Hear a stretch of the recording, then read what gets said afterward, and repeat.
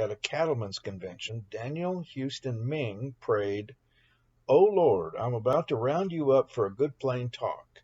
Now, Lord, I ain't like those fellows that come bothering you every day. This is the first time I ever tackled you for anything, and if you'll only grant me this, I promise I'll never bother you again. We want rain, good Lord, and we want it bad, and we ask you to send us some.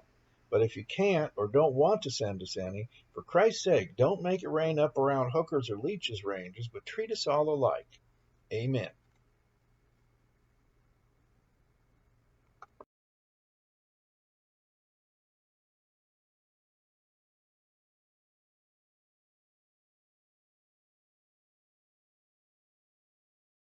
What would a Wild West town be without saloons? Of course, most of them in Tucson were called theaters. That was a lot more proper. Saloons already had a bad name, but theaters with dance hall girls, they started to have a bad name too. So Tucson had two or three opera houses. Those were real high class. But we started with a beer garden, just like a German beer garden. Alexander Levin, who came from Pomerania originally, but joined the U.S. Army, was with the U.S. troops in Tucson, and then cleared 7 acres and planted 250 cottonwood trees and set up a beer garden, along with a bowling alley, a bull ring, and a dance pavilion, which basically was a ramada, an open area with covering so that you could dance, and uh, and then eventually there was a park theater there. We had a Tivoli and a gem theater, and some of the girls who worked the trade. We had girls in tights dancing, coming on around 9 o'clock, but it got really wild around midnight.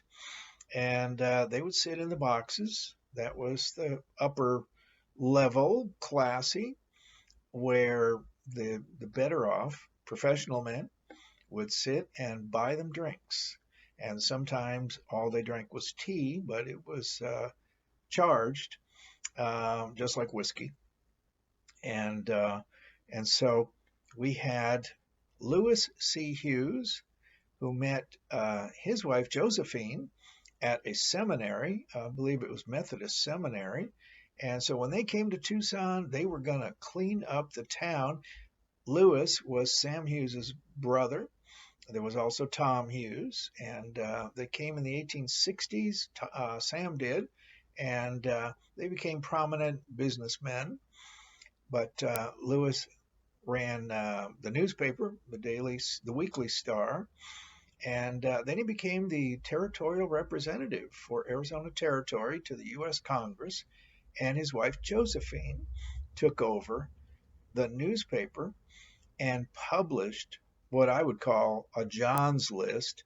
All of the prominent businessmen that were seen in the boxes in the theaters were published in the newspaper with the hope that this would put an end to that sort of scandal.